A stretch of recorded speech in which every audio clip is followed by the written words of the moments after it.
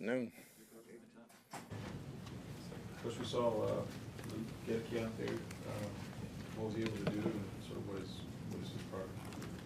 He's limited. He's feeling a lot better. He did some individual stuff. He's got to do more as the week goes on for us to evaluate him. So he's still in the protocol? Yes. Along the same lines, to see Vita out there, I know it's just a first step, but does that speak well for where things stand for him as potentially returning on Sunday? He's trying to get back. You know, he's feeling a little better. We're going to see how much he can do. What about Elijah? He didn't practice today.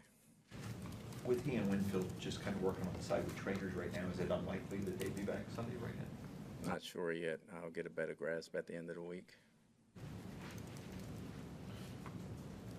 Kind of when you look at the second half, I think 6 of their 7 sacks came in the second half. It didn't seem to be necessarily any one person, any one thing. Is there a commonality to why they were getting to Mayfield as often as they were in the second half? No, there wasn't a commonality. I mean, we got to get rid of the ball better, and we got to block it better. As a whole, offensively, as a team, we got to get better. We didn't play our best, and they played well. Todd, you brought in another punter. What is your big issue with Jake right now? Is it his hang time, his distance? What is bothering you the most? A little bit of both at times. You know, at times he can boom one, at times he's inconsistent. Got to be more consistent. How do you think the players responded in practice today, kind of getting the bad taste out of their mouth from Sunday? I was out on Monday. We had a good practice. I mean, we have a 24-hour rule. They came out, they flew around. We're trying to get the game plan down so we can be ready to play. Saquon Barkley leads the NFL right now, rushing touchdowns, all that. How much has he improved this Philadelphia team and what they had? I mean, they were already a good team before they got him. Once they got him, he's one of the top 2 or 3 running backs in the league right now. You put that behind one of the top 2 or 3 offensive lines, and you're going to have nothing but success. And then they got the receivers and tight end to match. So he's going to be a load to bring down. He's got quick feet. He's powerful. He's fast. He can catch. He can block. He can do it all. How much this week, Todd, are you emphasizing swarming to the football on defense? And, you know, that 4th down run is a typical example. You know, when the guy caught when the guy caught the pitch, it looked like he was trapped, and he managed to get in there. So swarming to the ball that's part of the DNA. I mean, we got to the ball. We had 2 guys on one. He made both of them miss. We got to tackle better. We're getting to the ball. We just got to tackle better, and we understand that as a defense, and that's one of the biggest areas we're looking for improvement in. It seemed like the tackling against Detroit was very, very good. As a coach, I mean, you see your team sometimes. You have good days, you have bad days, but I mean, any reason specifically as to why maybe physically they weren't kind of able to kind of make some of those tackles the way they were the week prior? Well, we missed some against Detroit as well. We just made more than we missed, and we didn't miss as many this past game, but we missed some key ones, that one being the 4th down one. The guy's a heck of a back. He got Nelly in space. He made a heck of a move, and, you know, KJ tried to reach out and get him, and he couldn't get him either. So sometimes the other guy's just better. Other times we got to swarm to the ball as far as who's inside and who's outside and understand where our help is. Todd, they obviously have, you know, several different weapons on the Eagles offense, and A.J. Brown's status is unknown, but can you just talk about the difference that it makes for that team and that offense having him on the field as opposed to potentially not having him on the field?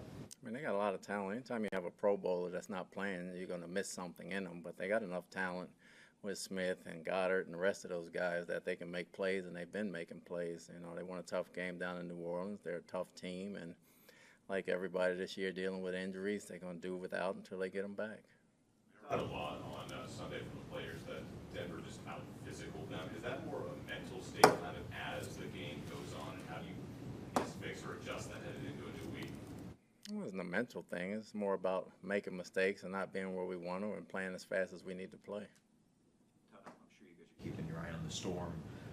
As that moves through, tomorrow's probably a day with a lot of wind and rain. Do you know how that will change your practice schedule for tomorrow?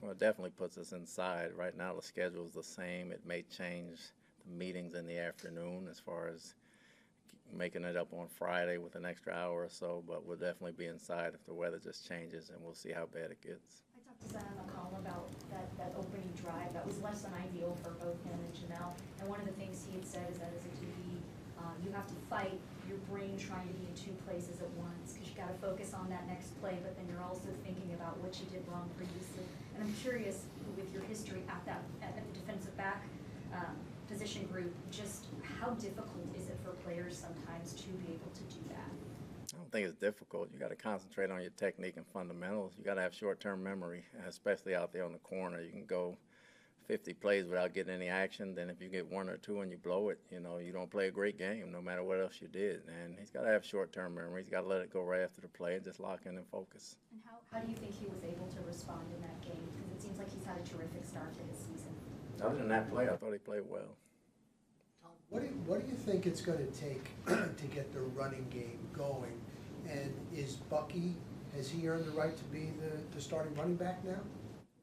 No, as far as the running game going, everybody's got to do their job, from coaches to players, receivers, tight ends, offensive line, running backs at the same time. We're going to need Bucky and RACHAAD all year. Bucky had some scheme runs that worked, and RACHAAD had some didn't. That doesn't mean he's playing better. That means we couldn't get the ball open when we had RACHAAD back there. We're going to use them both all year. How they play and how much they play will change every game, so it's going to be no different. Todd, Jalen Hurts has more responsibility this year at the line of scrimmage with Jason Kelce gone. What have you've played the Eagles obviously before when Jason was responsible for those calls. What have you noticed as a difference now that Jalen's handling that? Well, I think he's doing a great job. They understand the offense because he's been in it a while now. So going into a couple years in now, he has a good grasp of what they're trying to do. Obviously, Kellen's added some things as well to make the offense a little more multiple that way, and he's handling everything well. Injuries are a big factor, right? It's only 3 weeks, but when you're sitting here with just 2 sacks, 91-something pass attempts without one, is that just a testament to the injuries you've had inside especially? Or, you know, in the past you've been able to dial up blitzes and account for it even if you weren't getting home with the front four. What do you do to get the pass rush going in this instance? We got to get going on the interior. When the outside guys get a good rush, you know, when Vita went down, we didn't have as much on the inside, but there's not an excuse. We got to rush the passer no matter who's playing. I don't really care whether it's 4 guys, 5 guys, 6 guys, whether they're all backups, whether they're all starters, or whatever the case may be. We got to get to the quarterback better. And kind of on the other side of that, you know, when you have a rookie center, there's a lot on him mentally, right? And sometimes teams can do a lot of things, scheme things up to where it can create confusion for the center position. So how would you say that Graham Barton's doing from a mental standpoint at his ability to quickly diagnose what he's seeing and help the other guys out? Graham's playing well. That's why he's starting. You know, mentally he's grasping a lot of things, and we expect that when we start a rookie center. We understand all that going in. We don't have any excuses for him. He's out there to start. He's out there to do a job. We like the job he's doing right now, and he's going to be better and better.